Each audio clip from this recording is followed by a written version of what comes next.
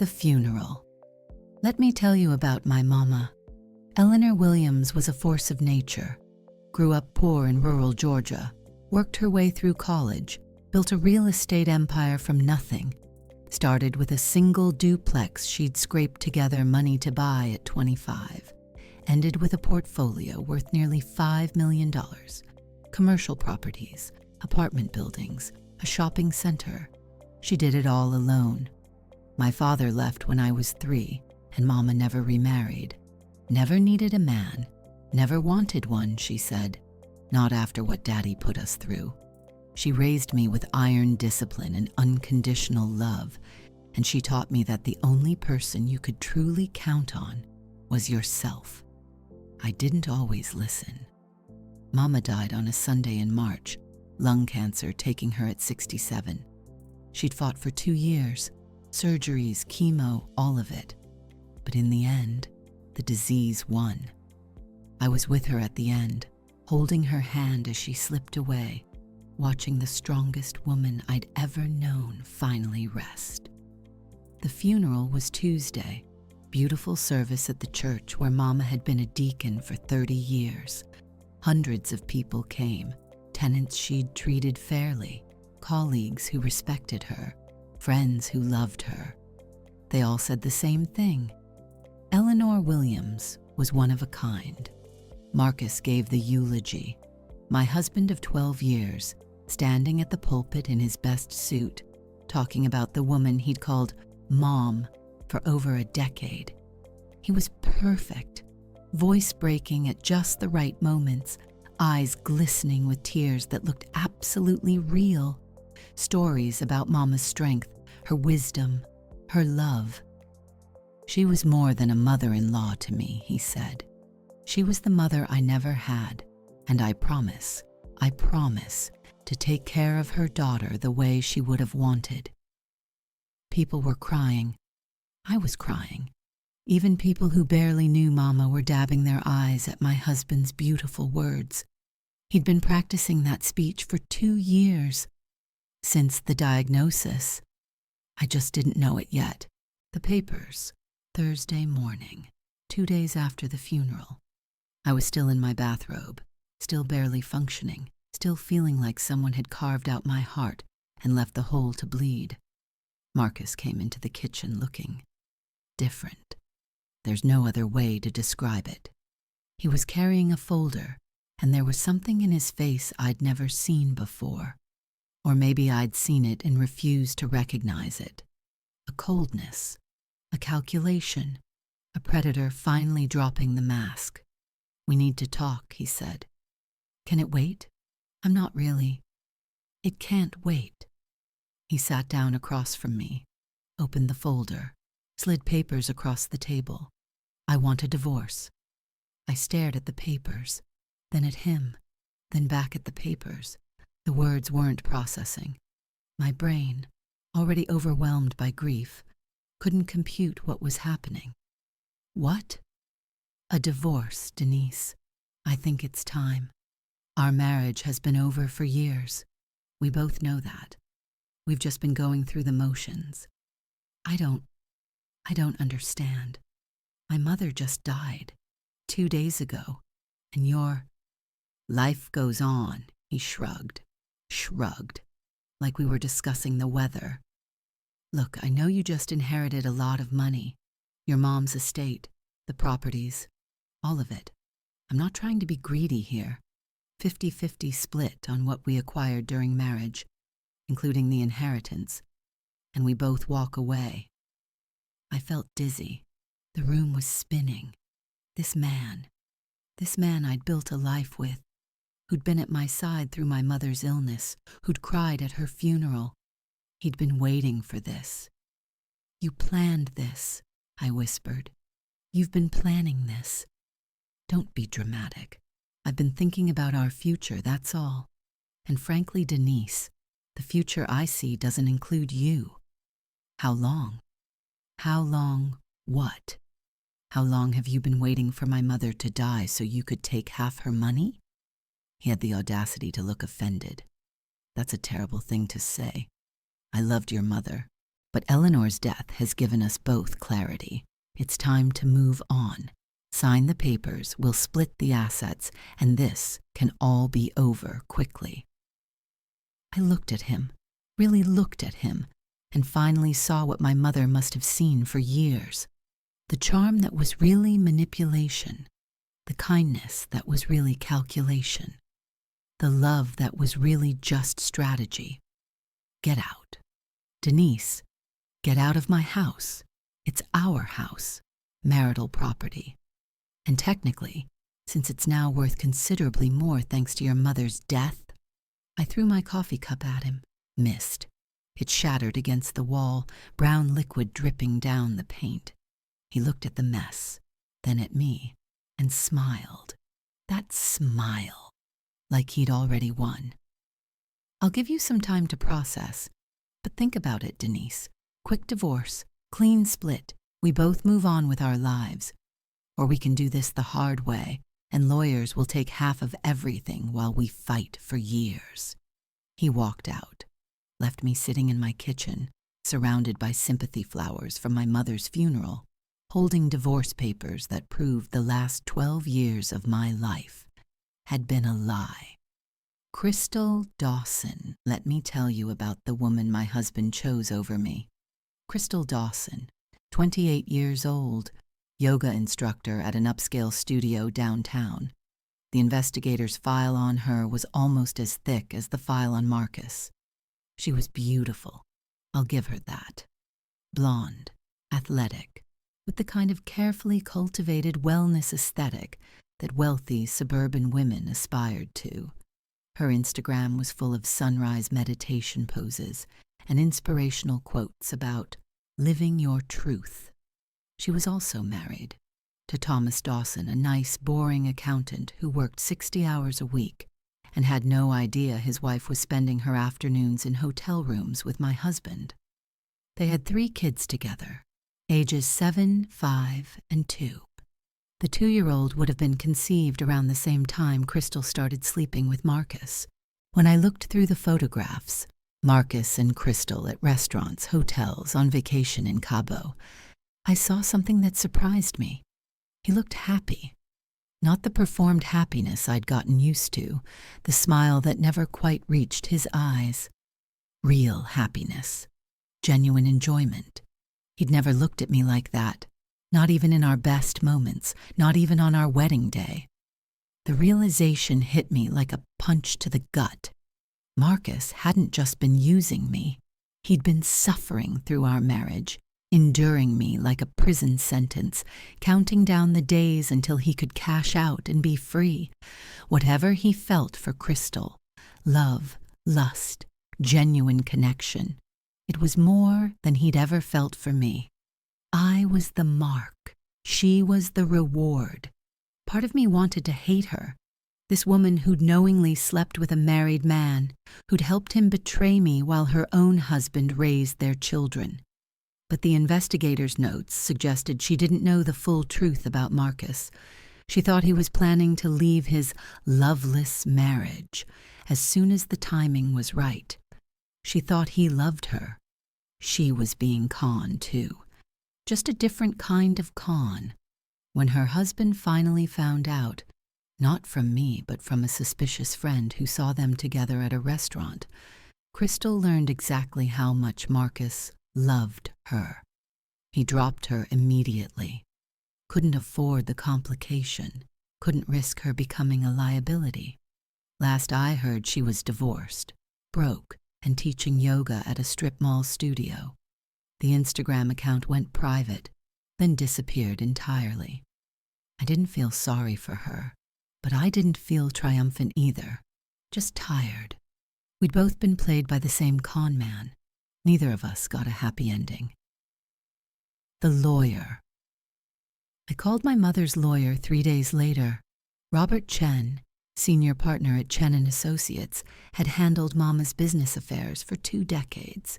He'd been at the funeral, quiet, respectful, watching everything with those sharp lawyer's eyes. "Mrs. Williams," he said when I called, "I was hoping to hear from you. We need to discuss your mother's estate. I know, My husband served me with divorce papers. He seems to think he's entitled to half of it." There was a pause. Then Robert said something I didn't expect. "Yes, I know about the divorce filing. I've been waiting to speak with you about this. There are things you need to know, things your mother wanted you to understand. Can you come to my office tomorrow? Without your husband. Without Marcus. Why? Trust me, Mrs. Williams. Just trust me. Your mother prepared for this, for all of it." I didn't understand, but I trusted my mama, and Robert Chen had been her lawyer for 20 years. So I went. His office was downtown, wood-paneled, leather chairs, the kind of law firm that handles generational wealth. He met me in a conference room, folder in front of him, expression unreadable. "First," he said, "I need to explain something about your mother's estate. The number your husband likely knows, the $4.7 million, is accurate. That's the total value of Eleanor's assets at the time of her death. And Marcus thinks he's entitled to half. He believes that as your husband, he has a claim to marital assets, including any inheritance received during the marriage. And normally, depending on the state and the circumstances, he might be right." My stomach dropped. "So he will get half."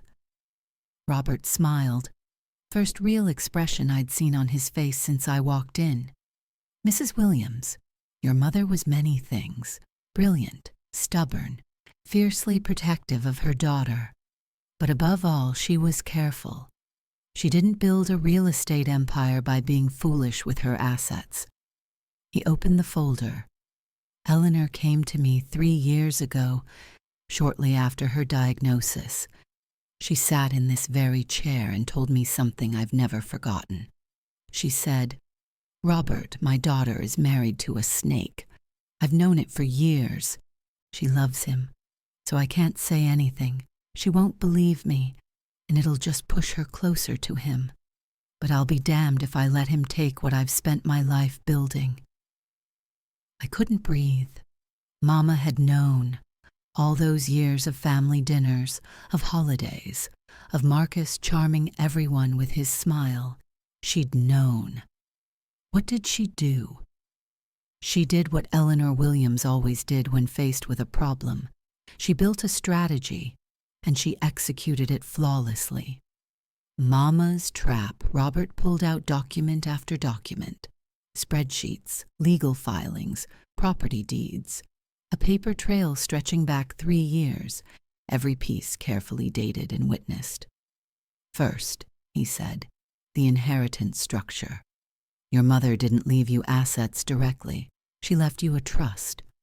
"A trust?" "The Eleanor Williams Irrevocable Trust, established 3 years ago. You are the sole beneficiary. More importantly, under the terms of this trust, the assets are protected from claims by spouses, creditors, or anyone else. The trust is specifically structured to remain your separate property, regardless of marital status. Meaning Marcus can't touch it. Meaning Marcus can't touch 1 cent of it. The courts have consistently upheld these structures. He can fight it, and knowing what I know about him, he probably will. But he'll lose. Your mother made sure of that." "But he said, community property, marital assets, only applies to assets acquired during the marriage and not specifically designated as separate property. The trust predates his divorce filing. The assets were transferred into it before your mother passed. Legally, they were never yours to share with him. They belong to the trust, which holds them for you. It's an important distinction." I felt something I hadn't felt since Mama died. Hope. "There's more," Robert said. "Your mother didn't just protect the inheritance. She prepared for the divorce itself." He pulled out another folder. This one was thick, very thick. Eleanor hired a private investigator 18 months ago. His name is Marcus Townsend. Ironic, given your husband's name. And he's one of the best in the business. A private investigator? For what? For this. He handed me a photograph. Marcus, my Marcus, walking into a hotel with his arm around a woman I didn't recognize. The date stamp was from 14 months ago. Her name is Crystal Dawson, 28 years old, yoga instructor. Your husband has been seeing her for approximately 2 years. Another photo. Marcus and Crystal at a restaurant, holding hands across the table. Another. Marcus and Crystal on a beach somewhere, clearly on vacation. Another. Another. Dozens of photos documenting an affair I'd had no idea existed. 2 years? My voice cracked. He's been cheating on me for 2 years? At minimum. There may have been others before her. The investigator is still compiling information. Why didn't Mama tell me? Robert sighed. She wanted to. Believe me, she wanted to. But she knew how you'd react. You loved Marcus. You would have confronted him, and he would have lied, and you might have believed him over your mother. She'd seen it happen before, daughters choosing manipulative husbands over parents who told the truth. So she just gathered evidence while I was living a lie. She gathered evidence so that when the lie ended, and she knew it would, you'd be protected. She gave you the gift of proof, Denise. Proof that you weren't crazy. Proof that your instincts were right. Proof that when he tries to tell you you're being paranoid or dramatic or unfair, you can point to documented facts. I was crying now. Grief and rage and gratitude all mixed together. My mama dying of cancer, spending her final years making sure her daughter wouldn't be destroyed by the man she'd foolishly married. There's one more thing, Robert said. The video. He pulled out a tablet, pressed play. My mother appeared on screen, sitting in this very conference room, judging by the background. She looked tired.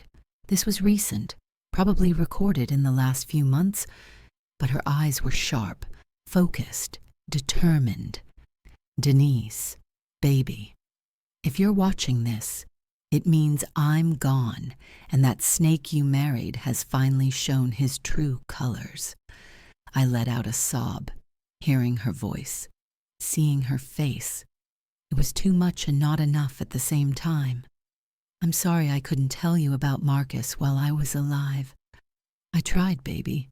Remember 3 years ago when I said I had concerns about your marriage? You got so defensive, told me I just didn't understand him, that I was being judgmental. I remembered. We'd had a terrible fight. I didn't speak to Mama for 2 weeks afterward. It was one of my biggest regrets, wasting 2 weeks of our remaining time together on a man who didn't deserve either of us. I could see what he was. I've been in business for 40 years, and I know a grifter when I see one. The way he always knew exactly what to say, the way he positioned himself in conversations, the way his eyes would calculate when he thought no one was looking. He married you for the money, baby. My money. And he's been waiting for me to die so he could take it. I know, Mama, I whispered at the screen. I know now. By the time you see this, Robert will have explained the trust. Marcus won't get a dime of my money. But I want you to understand something else. She leaned forward, and even through the screen, even from beyond the grave, I could feel her intensity. That money isn't just money. It's 40 years of my life. Every property I bought, every deal I made, every tenant I helped, every obstacle I overcame. It's all in those buildings, that land, that portfolio. I didn't build it for Marcus to spend on his girlfriend. So she knew about Crystal too.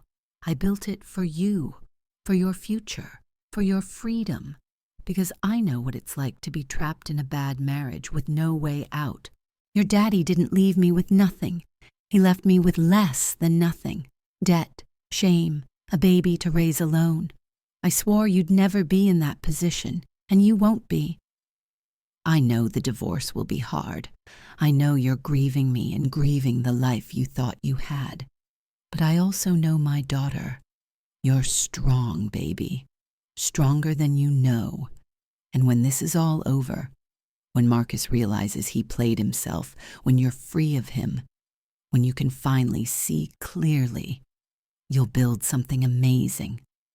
I believe that with my whole heart. She smiled. That warm, fierce smile I'd loved my whole life. I wish I could have told you the truth myself. Wish I could have protected you while I was alive instead of from the grave. But this was the best I could do. I hope it's enough. It's enough, Mama. It's more than enough. I love you, Denise. Forever and always. Now go show that snake what a Williams woman is made of. The video ended. I sat there crying, Robert respectfully quiet, my mother's voice echoing in my head. She'd known. She'd planned. She'd protected me even when she knew she wouldn't be there to see it. That was my mama, still taking care of me, even from heaven. The marriage. I thought I had before I tell you about confronting Marcus. Let me tell you about the 12 years I spent believing in a lie. Marcus and I met at a charity gala in 2012. I was 26, fresh out of business school, working at a marketing firm downtown. My mother had insisted I attend. Networking, she called it, though I suspected she was also hoping I'd meet someone. I met Marcus. He was a waiter that night, circulating through the crowd with a tray of champagne glasses, dressed in the black and white uniform of the catering staff. I noticed him because he spilled champagne on my dress, a tiny splash, barely visible, and his apology was so charming, so genuine, that I found myself laughing instead of annoyed. "I'm so sorry," he said. "Please let me pay for the dry cleaning." "It's fine, really. It's just a dress." "It's not just a dress. It's a beautiful dress on a beautiful woman, and I've ruined it." He smiled. That smile that I now know was practiced in mirrors, perfected over years of cons. "At least let me bring you another glass." On me. Well, technically on the caterer, but still. I said yes. He brought the champagne. We talked for 20 minutes while he was supposed to be working. By the end of the night, he'd asked for my number. "I don't usually do this," he said. "Hit on guests at events I'm working. But there's something about you. I'd kick myself for the rest of my life if I didn't at least ask." I was flattered. This handsome, charming man, risking his job to talk to me. It felt like a movie, like fate. It wasn't fate. It was a con. He knew exactly who I was before he accidentally spilled that champagne. Knew my mother was Eleanor Williams. Knew I was an only child. Knew the fortune that would someday be mine. But I didn't know any of that then. All I knew was that Marcus made me feel special, seen, chosen. Our courtship was everything a young woman dreams of. Flowers for no reason, handwritten love notes, long conversations about our hopes, our fears, our futures. He asked about my work, my friends, my relationship with my mother, listened attentively, remembered everything. Red flags now that I look back. A normal person doesn't remember everything, doesn't catalog details like they're preparing for an exam. But I thought he was just attentive, thoughtful, the kind of man who actually listened, unlike the self-absorbed boys I dated in college. We dated for a year before he proposed. A beautiful ring, small, because he was still a waiter then, but tasteful. "I know I don't have much to offer you financially," he said, down on one knee in the park where we'd had our first picnic. "But I love you, Denise, and I'll spend my life making sure you never regret choosing me." My mother was suspicious from the start. "There's something about him," she said, 2 weeks before the wedding. "Something that doesn't add up." "What do you mean?" "I've been in business 40 years, baby. I know when someone's running a game. And that man, his eyes, he calculates. Even when he's smiling, he's calculating. He's just smart, Mama. That's not a crime.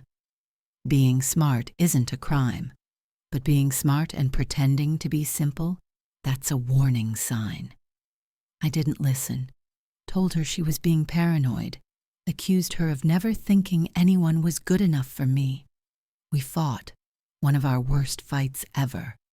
And though we reconciled before the wedding, she never fully approved of Marcus.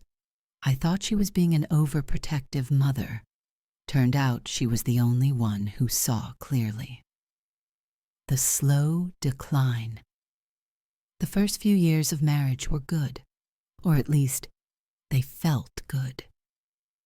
Marcus was attentive, supportive, always there when I needed him. He quit the catering job, started working as a business consultant, vague work that seemed to involve a lot of meetings but not much income.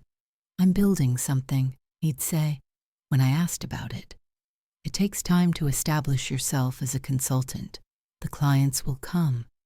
They never did, but by then we were living off my salary and the generous gifts my mother gave us, the down payment on our house, help with the car payments, loans that both of us knew would never be repaid. I told myself Marcus was going through a rough patch, that his consulting business would take off eventually, that I was being supportive, like a good wife should be. But looking back, I see the pattern. Marcus never intended to work. Why would he? He'd married into wealth. His job was to wait for my mother to die, for the inheritance to land, for his patience to pay off. He was good at waiting, very good. Year 3 of our marriage, I noticed he'd started tracking my mother's health. Your mom looked tired at dinner, he'd say. Has she been feeling okay? She's working too hard, as usual. I keep telling her to slow down. Maybe she should see a doctor. At her age, she needs to be careful. Concern for his mother-in-law, that's how I interpreted it. Sweet, thoughtful Marcus, worrying about my mama. But he wasn't worrying. He was monitoring, checking for signs that his payday was approaching. Year 5, Mama was diagnosed with lung cancer, the disease that would eventually kill her, starting its slow march. Marcus was devastated, cried real tears, held me while I fell apart, insisted on accompanying me to doctor's appointments, on being there for every surgery, every chemo session, every moment of hope and despair. She's family, he'd say. I want to be there for her, for both of you. What he meant. I need to know exactly how much time is left on the clock. Mama's investigation. My mother, even as she fought cancer, was building her case against Marcus. I didn't know it then, but she'd hired Marcus Townsend, the investigator, 6 months after her diagnosis. While she was going through chemo, losing her hair, fighting for her life, she was also gathering evidence to protect mine. That's who my mother was, a fighter to the very end. Townsend followed Marcus for 18 months, documented the affair with Crystal, traced his financial movements, dug into his past, the other marriages, the other cons, the pattern of predation that stretched back 15 years. Your mother was meticulous, Townsend told me after the divorce. When I finally met him in person, she wanted everything documented, multiple sources, corroboration. She said, I don't want him to be able to deny anything. I want Denise to see the truth with no room for doubt. Did you ever meet her? My mother? Several times. She'd come to my office for updates, even when she could barely walk. I'd tell her she should be resting, and she'd say, I'll rest when my daughter is safe. I cried when he told me that. My mama, spending her final months making sure I'd be protected. It was the most mama thing I could imagine. There's something else she wanted you to know, Townsend said. She told me to tell you after everything was over. Tell Denise I never doubted her. I knew she'd be strong enough to handle the truth. I just wish I could have been there to hold her hand while she learned it. The confrontation. I went home that night with a folder full of evidence and a heart full of cold, clear rage. Marcus was there, of course.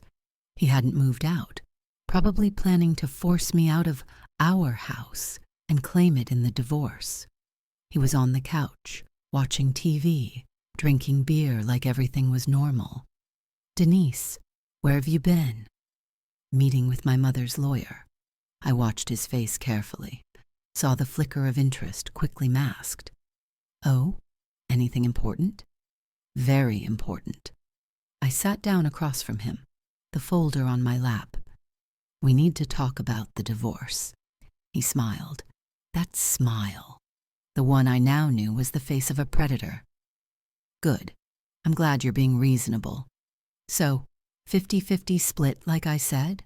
Sign the papers and we can... Tell me about Crystal." The smile froze. "What?" "Crystal Dawson, 28, yoga instructor. You've been sleeping with her for 2 years. Tell me about her." His face went through several stages: shock, denial, calculation, and finally a resignation that looked almost like relief, like he was tired of pretending. "Who told you? That lawyer?" "Does it matter?" "Denise, Crystal, and I. It's not what you think. Our marriage was already dead. We both know that. I found comfort with someone who..." "Stop." I held up my hand. "I don't want your excuses. I don't want your explanations. I want you to understand something very clearly." I opened the folder, spread the photographs across the coffee table. His face with Crystal, his lies documented in living color. My mother hired a private investigator 18 months ago. Every hotel visit, every romantic dinner, every vacation you took with her. Yes, I know about the trip to Cabo that you said was a business conference. It's all documented. Marcus's face had gone pale. Your mother knew? My mother always knew, Marcus. She saw through you from day one. She just couldn't tell me because I was too stupid to listen. So instead she prepared. She built a trap, and you walked right into it. What trap?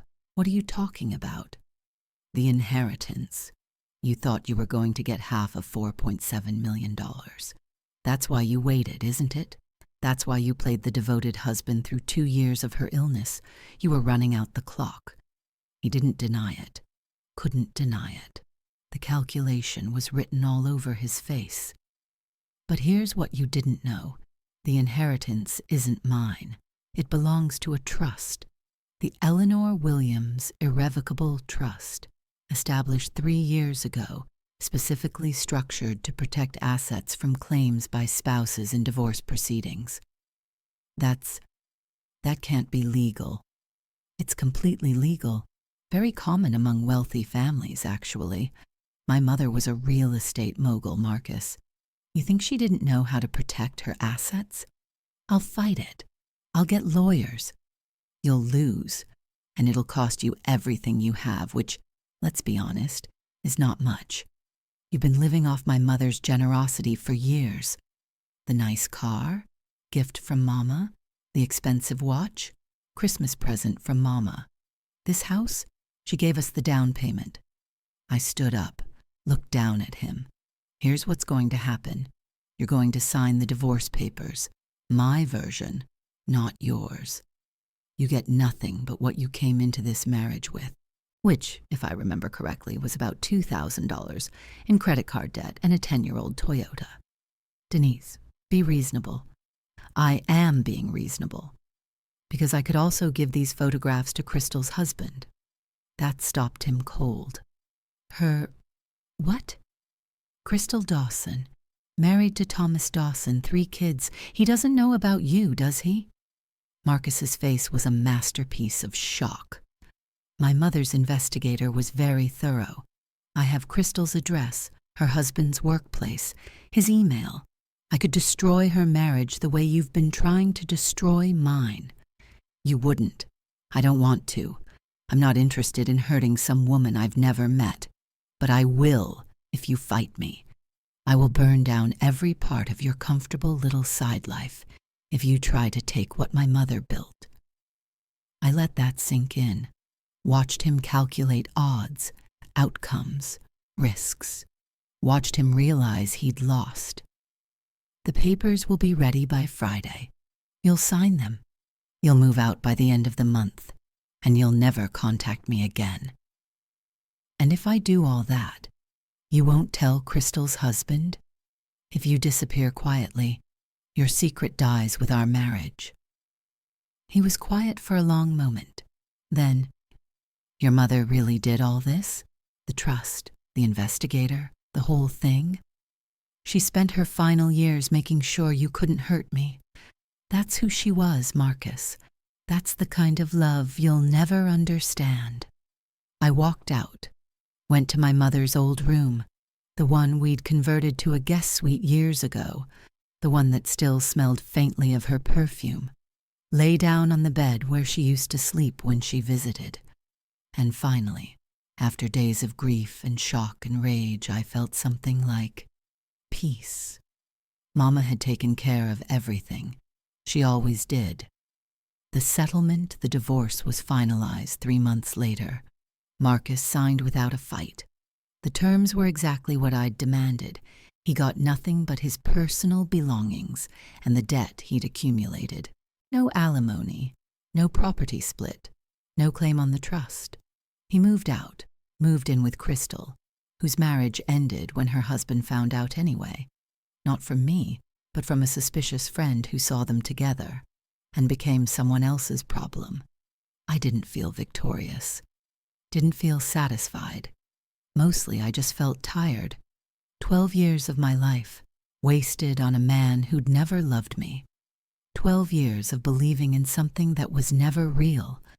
But I also felt free. For the first time in longer than I could remember, I was making decisions for me. Not for Marcus, not for the marriage, not for the image of perfect coupledom we'd been maintaining. Just for myself. Robert Chen helped me understand the trust, the properties, the business my mother had built. It was overwhelming at first. I'd never been involved in her work, never understood the scale of what she'd created.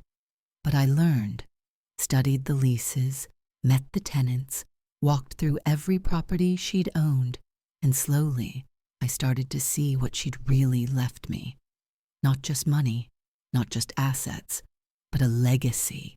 40 years of work, of struggle, of building something from nothing. She'd handed me an empire and trusted me to run it well. I was determined not to let her down. What Marcus didn't know, a year after the divorce, I got a call from Robert Chen. "I thought you'd want to know," he said. "Marcus filed for bankruptcy." I wasn't surprised. Without my mother's money to support his lifestyle, without the inheritance he'd been counting on, he'd reverted to what he'd always been, a man with expensive tastes and no way to pay for them. Crystal left him, Robert continued. Around the same time her husband finalized their divorce, actually. Apparently she was only with Marcus because she thought he was about to come into money. I laughed.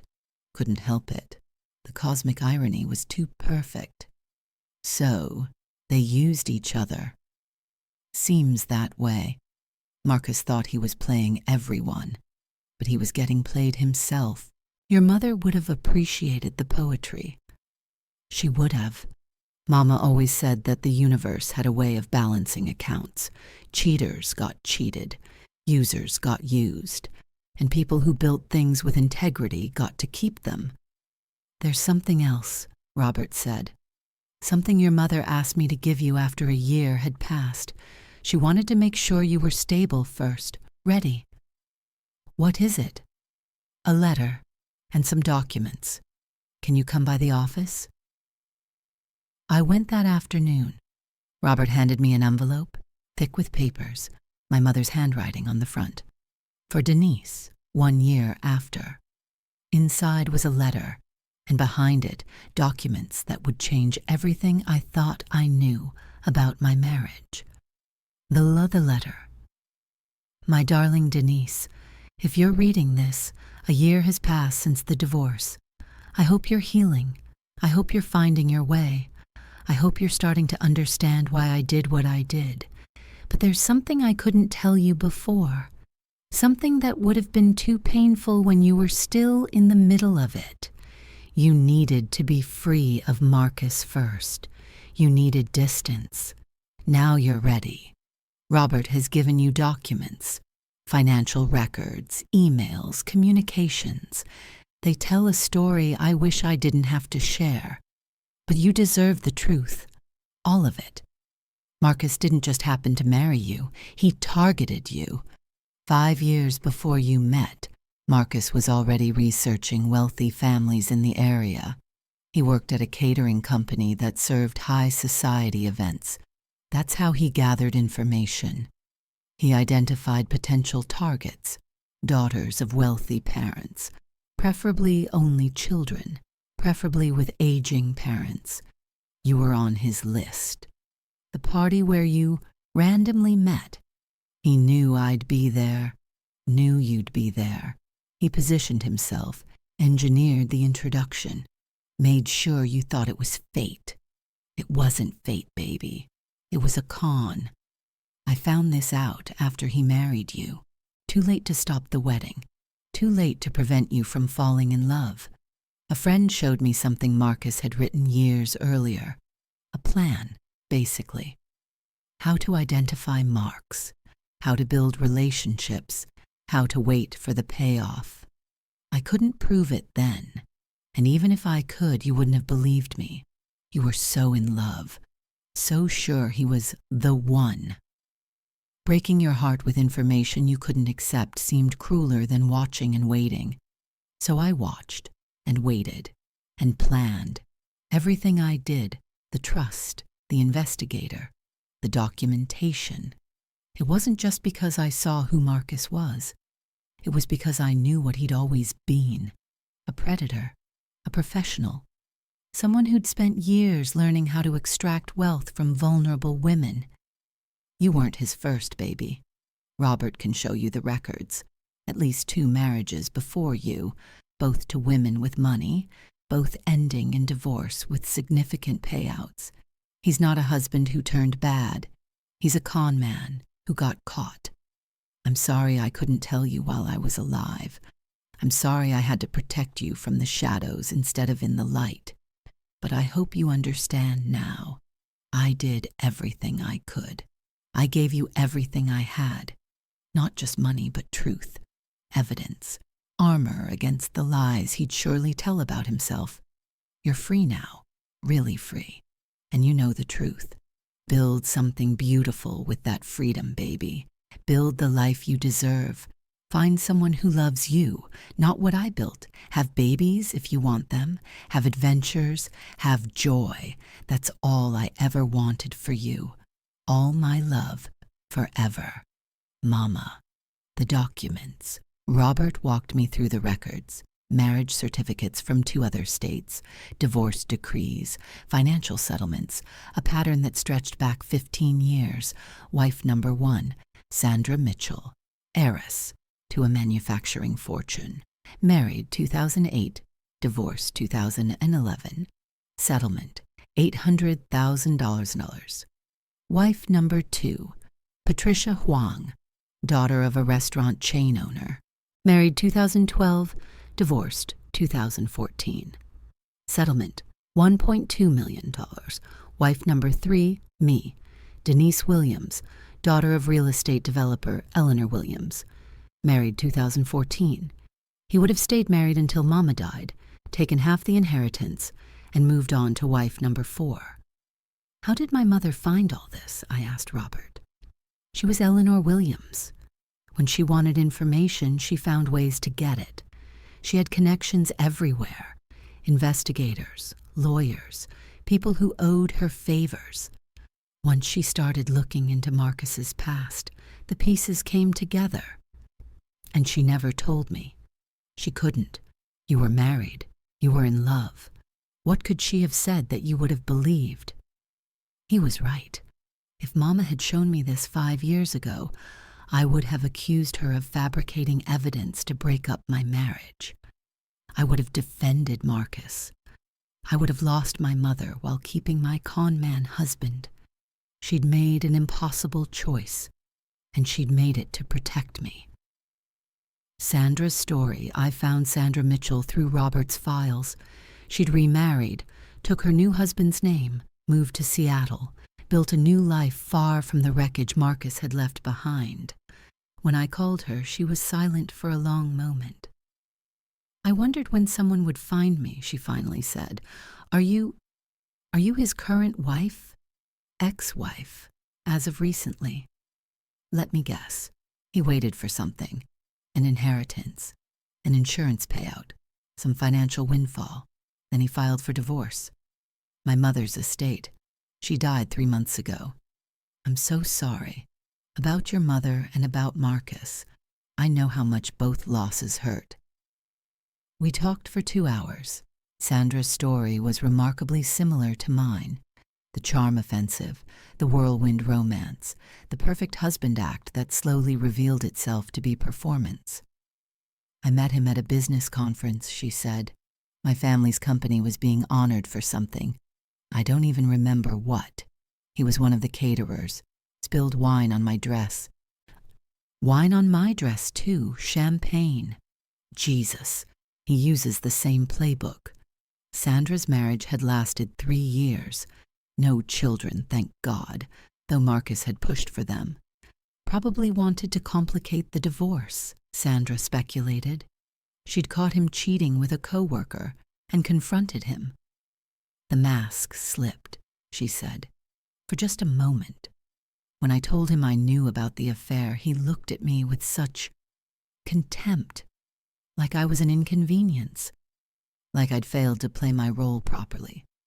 What did you do? I panicked, thought I could fix it, went to marriage counseling for 6 months while he kept cheating. Eventually, my father's lawyers got involved. They pushed for a quick settlement, $800,000, just to make him go away. You think your family suspected? My father definitely did. He'd had Marcus investigated before the wedding, but I refused to listen to the results. Sound familiar? It did. We were sisters in this particular kind of pain. After the divorce, I spent years blaming myself, Sandra continued, thinking I should have seen it, should have been smarter, more suspicious. But then I realized that's what predators do. They find people who want to believe in love, who want to trust, who are good people, and they exploit that. How did you move past it? Therapy, a lot of therapy, and eventually finding someone who actually loved me. My current husband isn't rich, isn't charming in that slick way Marcus was. He's just kind, real, present. It took me years to believe it wasn't an act. Patricia's story. Patricia Huang was harder to track down. She'd changed her name entirely after the divorce, went back to her mother's maiden name, moved to a different state, essentially disappeared. But Mama's investigator had found her. I reached out through an intermediary, explained who I was and why I wanted to talk. She agreed to meet me in person, at a coffee shop in the small Oregon town where she now lived. I recognized her immediately from the old photos in the file, though she looked different now, older, quieter, with the careful movements of someone who'd learned to protect herself. I try not to think about that time, she said after we'd ordered coffee. Those 2 years with Marcus, they're like a wound that never fully healed. Can I ask what happened? Same thing that probably happened to you. I met Prince Charming, fell hard and fast, ignored every warning sign because I wanted so badly to believe I'd found the one. Your family has a restaurant chain. My father started it, 40 locations across the Pacific Northwest. When he died, I inherited his share. Suddenly, I was worth a lot of money. And suddenly, Marcus appeared in my life. Let me guess. Charity event? catering, corporate dinner for one of my father's charities. Marcus was working as a server. He spilled wine on your dress. Patricia laughed, bitter, knowing. So it's not just me. It's his signature move. She told me about the marriage, how Marcus had slowly isolated her from friends and family, how he'd undermined her confidence while appearing supportive, how she'd started doubting her own perceptions, wondering if she was being paranoid when she noticed inconsistencies in his stories. Classic manipulation, she said. I've read about it since. Gaslighting, emotional abuse, all the terms that describe what he did to me. How did it end? I found a burner phone in his car, texts to multiple women, evidence he was scouting his next target while still married to me. What did you do? I hired a lawyer, a really good one, documented everything, and when I confronted Marcus, I recorded the conversation. What did he say? Patricia pulled out her phone. I kept it. All these years. I don't know why. Maybe hoping someday I could share it with someone who would understand. She pressed play. Marcus's voice filled the coffee shop. Younger, but unmistakably him. You think you're so smart, Patricia. So clever. You found my phone, so now you know everything. So what? What are you going to do about it? Patricia's voice shaky. I want a divorce. Fine. Take a divorce. Take half my things, which is basically nothing since everything we have came from your family. But don't act like you're a victim here. You got what you wanted too, a handsome husband, someone to make you feel special, someone to fill the hole your daddy's death left behind. You used me. We used each other. You just didn't realize what you were paying. The recording ended. Patricia looked at me with tears in her eyes. He's not capable of love, she said. Not the kind of love normal people feel. He mimics it, performs it. But underneath, there's nothing, just hunger. I reached across the table and took her hand. My mother knew, I said. She built a case against him. Evidence of everything he did to me, and she found out about you and Sandra too. She wanted me to know I wasn't alone. Your mother sounds like an amazing woman. She was. She really was. The full picture. After meeting Sandra and Patricia, I understood the full scope of what Marcus was. Not just a con man, not just a cheater, a serial predator who'd spent 15 years perfecting his craft, identifying wealthy women, ingratiating himself, performing love until the payoff arrived. Moving on to the next mark, I'd been wife number 3. If Mama hadn't protected me, I would have been another $2 million settlement on his resume. And somewhere out there, a wife number 4 would be falling for his champagne-spilling charm. Actually, that's exactly what happened. 6 months after our divorce was finalized, the investigator sent me an update. Marcus had been seen at a charity gala in Denver, working as, you guessed it, a catering server. He'd been photographed talking to a woman the investigator identified as Rebecca Torres, recently widowed, heir to an auto dealership fortune. The playbook continued. The cycle repeated. I thought about warning Rebecca, tracking her down, showing her the evidence, trying to save her from what I'd been through. But I remembered something my mother had said in her video. You're strong, baby. Stronger than you know. Rebecca Torres was a grown woman. She'd make her own choices. Maybe she'd be smarter than I was. Maybe she wouldn't. Either way, I couldn't save everyone Marcus targeted. All I could do was save myself. I passed the information to the investigator, asked him to document everything. If Rebecca ever needed evidence, someday it would be there. Then I closed that chapter and focused on building my own life. Building my empire. The first year after the divorce, I threw myself into Williams Properties. My mother had built something remarkable, but she'd also built it to be continued. I spent months learning every aspect of the business, the properties, the tenants, the finances, the dreams she'd poured into each building. I started small, renovated a few properties that had been neglected during Mama's illness, improved conditions for tenants who'd been struggling, raised rents on commercial spaces that were undercharging, made decisions, good ones and bad ones, and learned from all of them. By the second year, I'd found my footing, expanded into new markets, bought 3 more properties, my first acquisitions, not inherited. Started seeing Williams properties not as my mother's legacy that I was managing, but as my company that I was building. Robert Chen helped me understand the business side. Marcus Townsend, the investigator, became something like a friend, checking in periodically to see how I was doing. Sandra and Patricia reached out, and we formed an unlikely support group. 3 women who'd survived the same predator, comparing notes on healing. The anger fades, Sandra told me during one of our dinners. Eventually. It's not that you forgive him. I don't think any of us will ever do that. But you stop carrying it. You put it down and walk away. How long did it take you? 3 years before I stopped thinking about him every day. 5 years before I could say his name without feeling sick. 7 years before I could actually laugh about it. Can you believe how stupid we all were? Patricia nodded. The laughter comes last.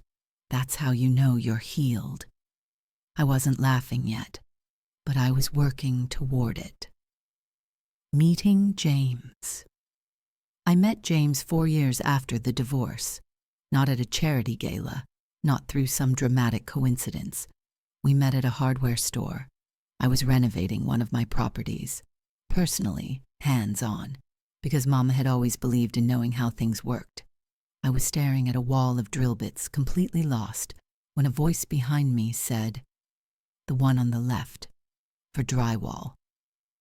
I turned. A man in his late 30s, kind eyes, no designer clothes, no expensive watch, no carefully cultivated charm, just a guy in jeans and a flannel shirt, holding a bag of screws. "How did you know what I needed?" "You've been staring at that wall for 10 minutes. Plus you've got drywall dust on your shoes." I laughed. Actually laughed. First real laugh in longer than I could remember. "I'm Denise." "James, nice to meet you, Denise, with the drywall problem." We talked for 45 minutes in the hardware store, about renovations, about buildings, about the satisfaction of fixing something with your own hands. He was a high school shop teacher, taught woodworking and basic construction to teenagers who might not go to college but would need practical skills.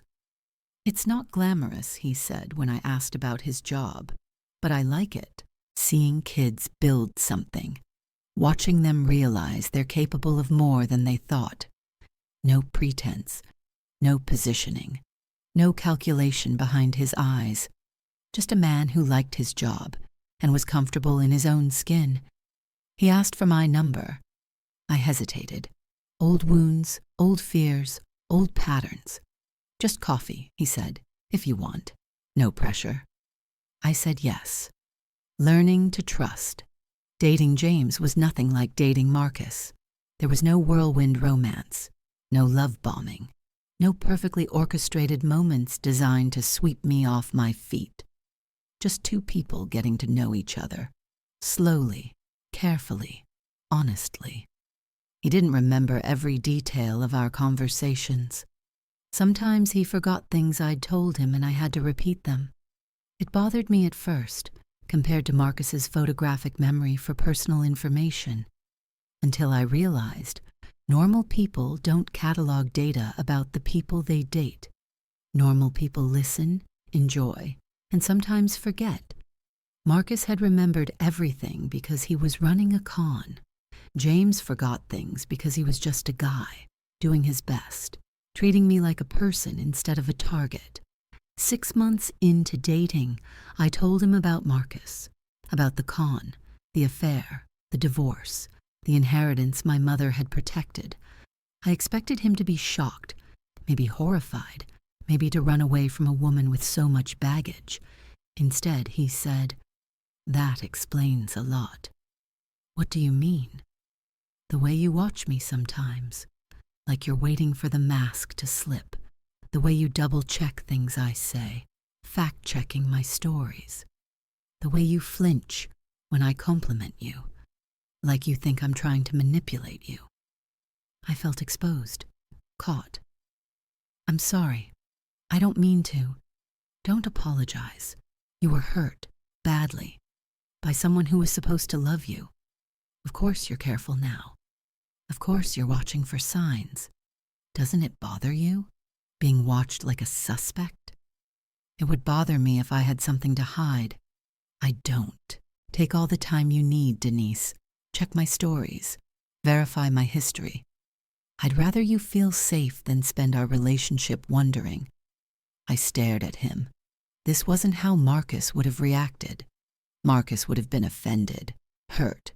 He would have made me feel guilty for being suspicious. James just understood. "You're different," I said. "I'm just a guy who likes you. No agenda, no long-term plan. Just hoping you might like me back." I did. I really did. The proposal James proposed 3 years after we started dating. Not at a fancy restaurant. Not on a beach at sunset. He proposed in my mother's old office at Williams Properties, sitting across from me at the desk where she'd built her empire. "I talked to Robert Chen," James said, looking nervous. "Asked him about your mother, what she was like, what she would have wanted for you."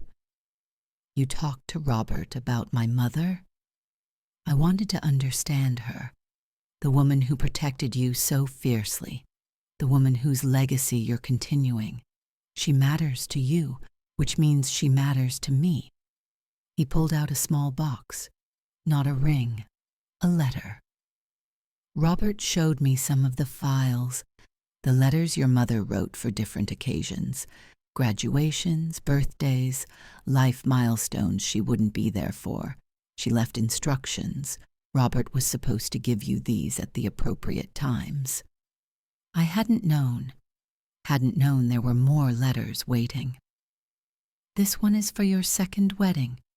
She wrote it 3 years before she died, when she was first planning how to protect you from Marcus." With shaking hands, I opened the letter. "My darling Denise, if you're reading this, you found someone new, someone worth marrying, someone who isn't Marcus. I know I never got to meet him. But if Robert has given you this letter, it means this new man passed every test I set up. Robert was supposed to watch, to evaluate, to make sure you weren't falling for another con. You weren't. This one is real. Trust him, baby. Trust yourself. You've earned the right to happiness. You've survived the worst kind of betrayal and come out stronger. You deserve a partner who sees you, really sees you, and loves what he finds. Don't let Marcus ruin your ability to love. Don't let his poison spread into every relationship you'll ever have. He was a liar, a con, a thief who tried to steal your future. But he failed, because I protected you, because you protected yourself, because William's women are stronger than the men who try to destroy them. Be happy, Denise. Build a beautiful life with this man who loves you. Have babies if you want them. Have adventures. Have joy. I'll be watching from wherever I am, cheering you on, proud of the woman you've become. All my love, forever, Mama." I was crying. James was crying. Somewhere, somehow, my mother had known, had planned for this moment, had given her blessing from beyond the grave. "Will you marry me?" James asked. "I know I'm not rich. I know I can't give you mansions or fancy cars, but I can give you this: honesty, loyalty, a partner who will never, ever try to take what you've built."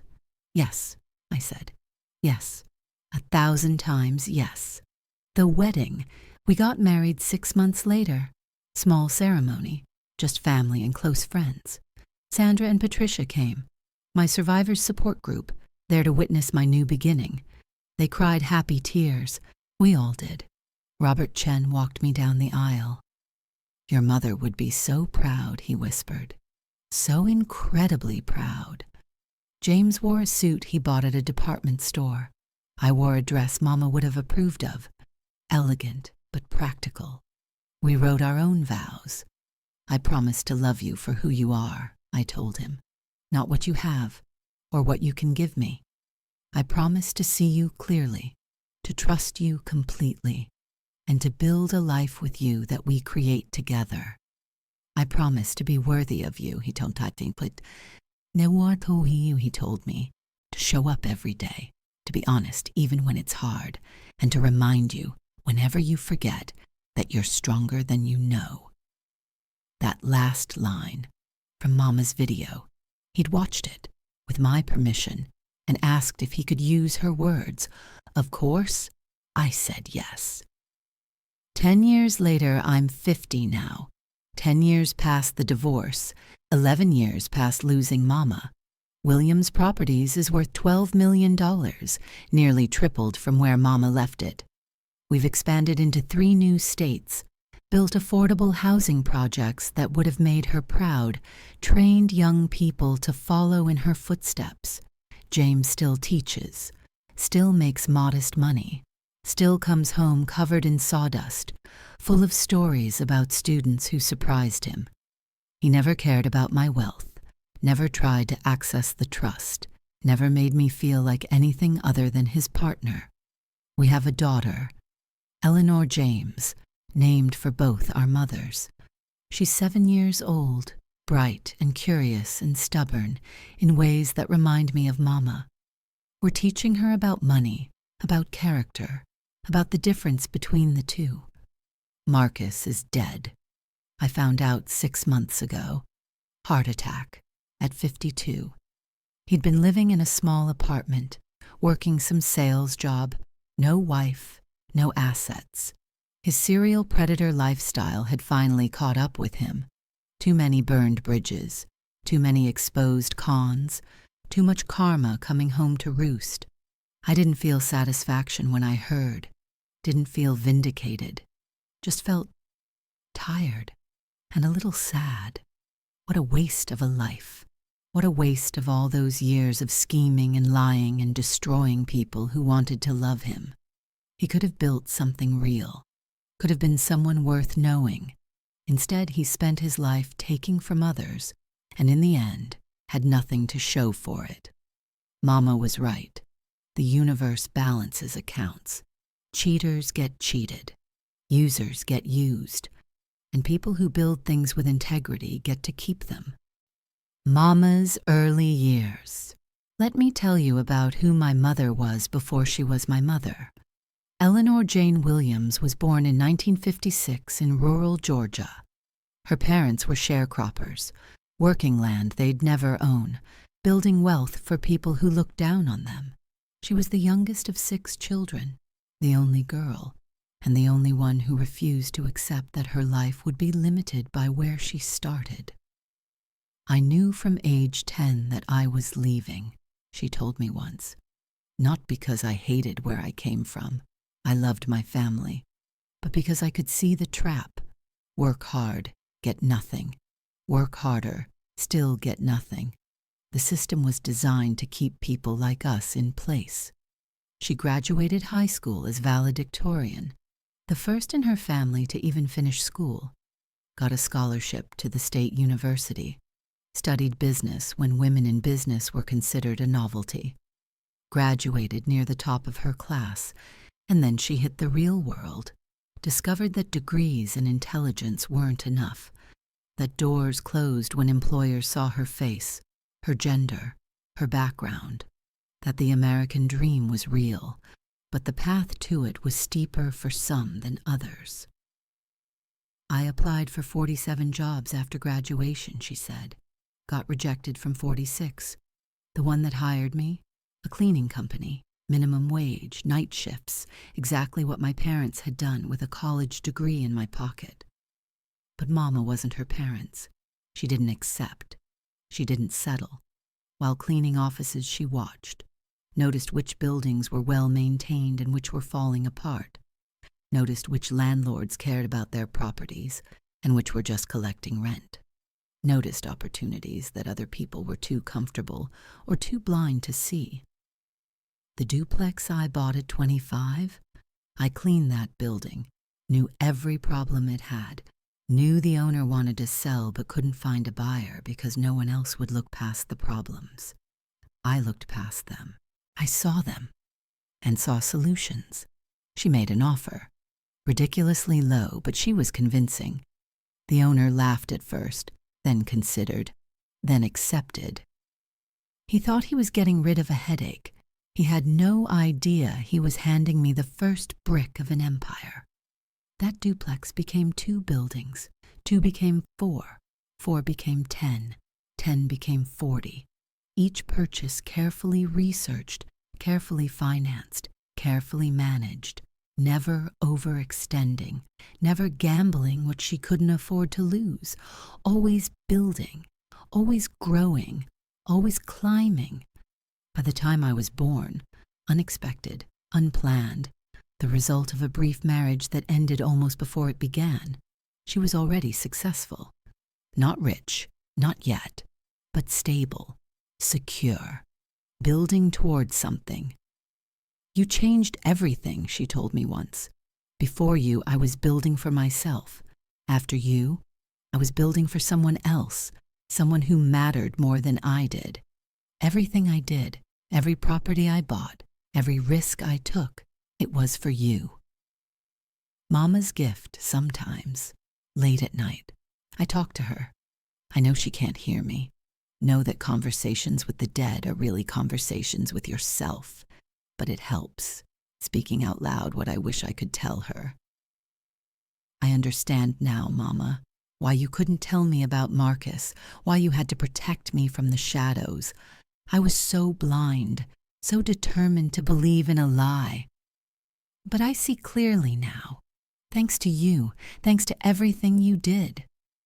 The company is doing well. James is wonderful. Little Eleanor is perfect. You'd love her, Mama. She has your stubbornness and my laugh. I'm happy. Really, genuinely happy. Not all the time, not perfectly, but more than I thought I'd ever be again. I miss you every day, every single day. But I feel you too, in the properties you built, in the trust you established, in the trap you set for a snake who thought he was smarter than a Williams woman. He wasn't smarter. You proved that. I love you, Mama, forever and always. The words float into darkness. No response, never a response. But sometimes, when I'm walking through a building she bought, or signing a deal she would have approved of, or simply living the life she protected for me, I feel her smile, still taking care of me, still watching over me, still my Mama. Epilogue, lessons. Looking back, I've learned things I wish I'd known before Marcus, things about predators, about trust, about the difference between love and performance, things I want to share, in case anyone reading this is where I was 15 years ago, blind to a con, believing in someone who was only pretending. Here's what I've learned.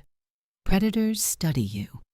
Marcus remembered everything about me because he was cataloging data, not because he loved me. If someone seems to know you perfectly after just a few dates, ask yourself, is this connection or is this reconnaissance? Love bombing is a warning sign. The whirlwind romance, the constant attention, the feeling of being the center of someone's universe. It feels amazing. It's supposed to. That's the hook. Real love grows slowly. Con artists don't have time for slow. Trust your mother, or your father, or your best friend, or whoever knows you well and loves you honestly. When they say something feels off, listen. They can see things you can't because they're not blinded by infatuation. I lost 2 years with Mama fighting about Marcus. 2 years I'll never get back. Financial structures matter. My mother protected me with trusts, legal documentation, careful planning. If you have assets worth protecting, consult a lawyer. Make sure your spouse can't simply take what you've built. Prenups aren't unromantic. They're practical. Investigate before you invest. I don't just mean financially. Before you invest your heart, your time, your life in someone, learn who they really are. Background checks aren't paranoid. They're smart. Sandra, Patricia, and I all could have avoided Marcus if we'd simply Googled him before saying yes. Recovery is possible. No matter how badly you've been betrayed, you can heal. It takes time. It takes work. It takes support from people who understand. But you can survive this. You can thrive after this. I'm living proof. The Sisters. Sandra, Patricia, and I still meet once a year. We call it our survivor's dinner. We pick a nice restaurant, order too much food, drink too much wine, and talk about our lives, what we've built, who we've become, how far we've traveled from the women Marcus tried to destroy. Sandra is still happily married. Her husband, the kind, boring one who isn't a con man, just retired. They're planning to travel. I spent my 30s being used, she says. I'm spending my 60s being loved. Patricia's book became a bestseller. She's been on talk shows, podcasts, everywhere. She's turned her worst experience into a platform for helping others. Marcus gave me the story, she laughs. I gave myself the ending. Me? I'm the quiet one at these dinners, the one who built rather than wrote, who invested rather than publicized. But I'm also the one who has something neither of them found, my mother's legacy, my daughter, a continuous line from what Mama built, through what I'm building to what Eleanor James will build someday. Your mother was incredible, Sandra said at our last dinner. I wish I'd had someone protecting me the way she protected you. She would have protected all of us, if she could. How do you know? Because that's who she was, a Williams woman. We protect each other. Eleanor James. My daughter is 7 now, the same age I was when Mama bought her first property, the same age Lily Williams would have been if Mama had had her at the same age she had me. I'm teaching Eleanor everything, not just about business, about character, about the difference between people who build and people who take, about trusting your instincts while verifying your facts, about love and its counterfeit. Mama, she asked me recently, why is Daddy so different from your first husband? I didn't know she knew about Marcus. James and I had agreed to wait until she was older. Where did you hear about my first husband? Aunt Sandra mentioned him at dinner. She said he was a bad man who pretended to be good. I sat down with Eleanor, held her hands, told her a version of the truth appropriate for a 7-year-old. Sometimes people pretend. They act nice, but inside they're not nice at all. They want something from you, money or attention or something else, and they'll say whatever they need to say to get it. How do you know if someone's pretending? You watch, you listen, you pay attention to what they do, not just what they say, and you trust the people who love you when they tell you something feels wrong. Like Grandma Eleanor? She knew the bad man was bad? Yes, baby, she knew, and she protected Mama even when Mama didn't want to be protected. Eleanor thought about this. I want to be like Grandma Eleanor. I want to protect people too. You can be. You can build things and protect things and help people. That's what Williams women do. She smiled. That smile that reminded me of Mama. I'm a Williams woman. Yes, baby, you are. The Kamara. Mama's trust still holds my inheritance, protected, safe, growing. Robert Chen manages it now, or rather his daughter does. He retired 3 years ago, passed the firm to the next generation. But the trust continues. The structure Mama built continues. The protection continues. When Eleanor James turns 25, she'll inherit. Not all at once. Mama built provisions for that too. A trust within a trust, layers of protection designed to shield my daughter from predators, the way she was shielded from Marcus. Your mother was a genius, Robert's daughter told me recently, reviewing the documents. The way she structured this, it's like a fortress. No one can touch this money unless Eleanor wants them to, and even then, there are safeguards. She was protecting her family, generations of family. She was protecting against human nature, against greed and manipulation and the ways love can be weaponized. I've never seen anything like it. Neither had I, but that was Mama, always thinking ahead, always planning, always building walls to keep the wolves out. I started this story by telling you about my husband handing me divorce papers 2 days after my mother's funeral. He thought he'd hit the jackpot, thought 12 years of patience and performance were finally paying off, thought he was going to walk away with millions of dollars that my mother had spent her life building. He was wrong. He was wrong because my mother was smarter than him, because she saw through his charm, because she couldn't tell me the truth while she was alive, so she found a way to tell me from the grave. He was wrong because William's women are stronger than the men who try to destroy them. Marcus got nothing from my mother's estate, nothing from the trust, nothing from the properties, the investments, the decades of work she'd poured into building something real. He got nothing because he was nothing. A parasite, a predator, a man who spent his life taking from others because he was too weak, too lazy, too broken to build something of his own. And me? I got everything. Not just the money, though that matters. Not just the properties, though they're growing. Not just the trust, though it protects my family. I got the truth. The knowledge that my mother saw me clearly, loved me fiercely, protected me completely, even when I was too blind to protect myself.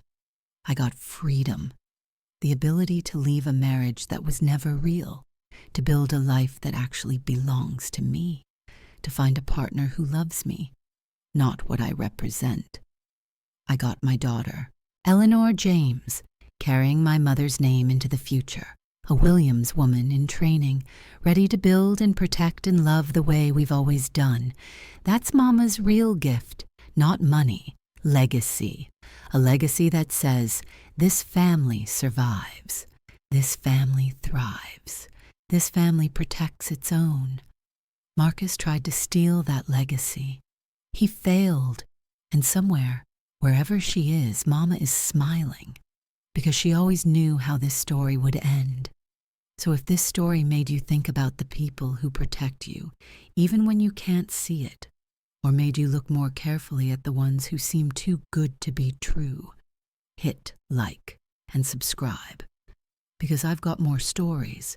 Stories about con men who got caught, stories about inheritances with conditions, stories about love that was really just strategy, and mothers who saw through the lies.